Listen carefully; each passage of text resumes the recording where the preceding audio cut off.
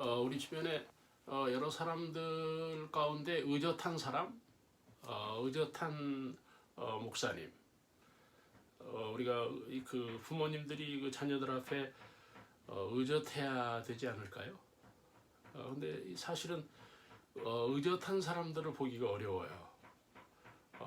의젓하다는 이야기는 어떤 그 환경에서 자유하는, 또는 어떤 관계에서 또 어떤 그 넘어서는, 어떤 그 부딪히고 피곤하고 충돌하는 그런 부분이 아니라 어떤 그 사람과의 관계에서 그 부분을 그 감내하는, 감수하는 이런 것들.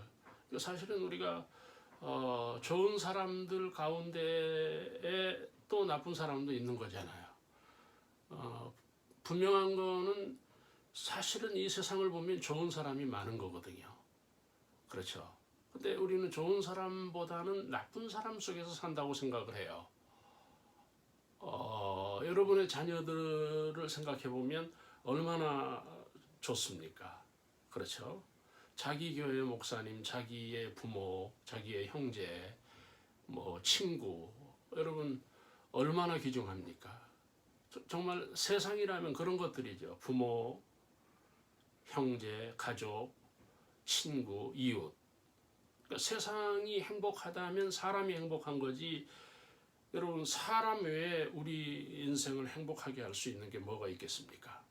그런 면에서 우리가 다시 한번 우리 인생을 생각해보는 그런 것들이 우리들에게 필요합니다. 여러분, 예수님이 오셔서 그 쇼킹한 아주 그 새로운 말씀들을 우리들에게 많이 주셨죠. 그런데 그 가운데 오늘 이 본문을 잘 보시면은 내가 온 것은 평화를 주러 온 게 아니라 검을 주러 왔다. 그런 말씀을 하셨어요. 자, 형제자매 여러분, 예수님이 평화의 상징이잖아요. 그런데 이 평화의 예수 그리스도가 이 맞닿는 지점에서는 어떤 물리적인 또는 화학적인 효과가 일어난다는 거예요. 그게 뭔가 하면은 검이라는 거예요. 예수님이 어느 가정에 들어가면 칼이 될 수도 있다는 거예요. 예수님이 어떤 사람에게 임하면 검이 될 수 있다는 거예요. 자, 형제자매 여러분, 이 말씀이 좀 우리들에게 해석이 돼야 될 부분이 있는 거잖아요. 우리는 예수 믿으면 평화해야 된다, 화평해야 된다, 그렇게 생각하잖아요. 그러나 믿음이 우리 안에 들어왔을 때 그 믿음이 우리에게 어떤 역반응을 일으킬 수도 있는 거잖아요. 나쁜 의미에서. 그렇죠. 그러니까 우리가 예수님이 오셨다는 사실은 분명히 평화인데 그 평화가 임하는 곳에서의 차이가 있다는 거예요. 그게 칼이잖아요. 검이라는 게 칼이잖아요. 그러니까 자른다는 거고 제거한다는 거잖아요. 그러니까 우리가 그 예수님이 우리 안에 들어오면 생각해 보니 뭔가 제거해야 되고 끊어내야 될 것들이 있다는 거 아닙니까? 그것 때문에 불화가 일어나는 거잖아요. 그러니까 인간관계에는 다 그런 것 같아. 그렇죠?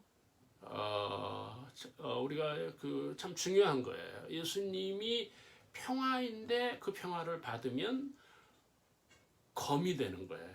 왜요? 자른다, 뭐 제거한다는 이야기는 개혁이잖아요. 또 어떤 그 진보성으로도 볼 수가 있잖아요. 내 자신을 바꿔야 된다는 거 아닙니까? 내 자신을 버려야 될 부분이 있다는 거 아닙니까? 그런 말씀을 오늘 이 본문에서 하고 있다 하는 것이고요. 그 다음에 두 번째로는요. 내가 온 것은 사람이 그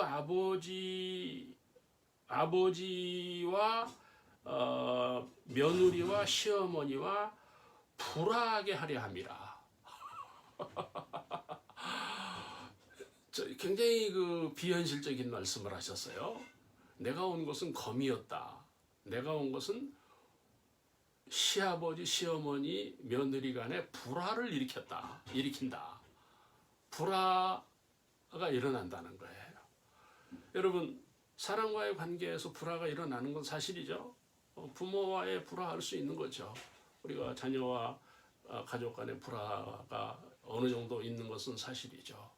그러나 예수님은 내가 온 것은 오히려 그 불화를 조장하는 것으로 그렇게 오늘 이 본문이 말씀이 되고 있다 하는 것입니다. 여러분, 이거는 뭔가 하면은 이 가족 관계의 어떤 지나친 의존도, 심지어는 이 가족을 사랑을 넘어서서 믿고 있는.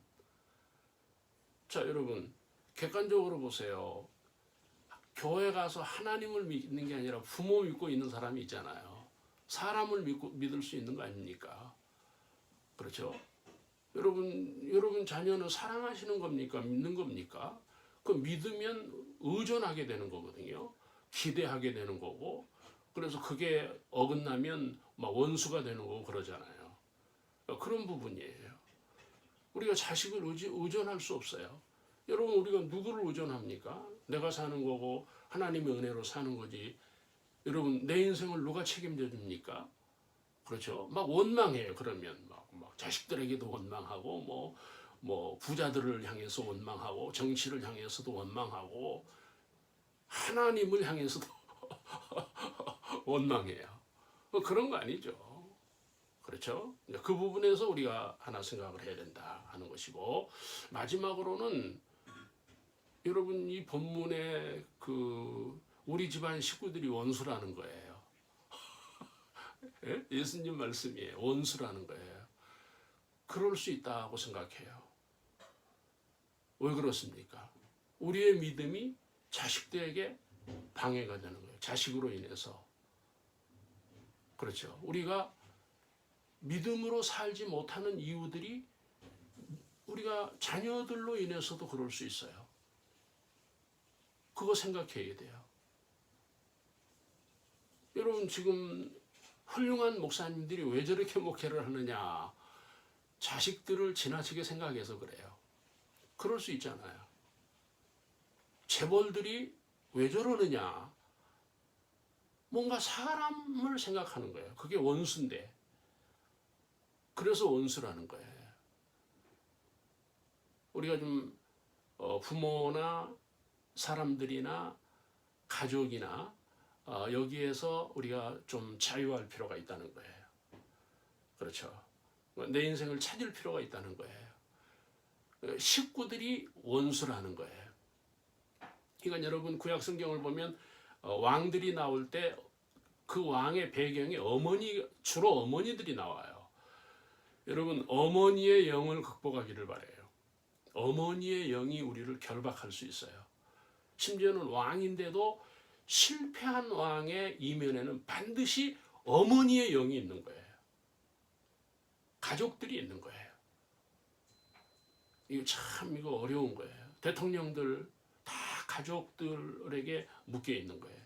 가족을 자유하지 못한 거예요. 그게 원수가 되어버린 거예요. 그래서 자기 인생이 망쳐지는 거죠. 이런 의미에서 우리가 다시 한번 생각해 볼 수 있는 뭔가 우리는 그 가족과 살고 친구와 살고 우리는 사람과 살아야 되잖아요. 우리는 거기에서 우리 자신을 잃지 않는, 믿음을 잃지 않는 그런 우리들이 되었으면 좋겠습니다.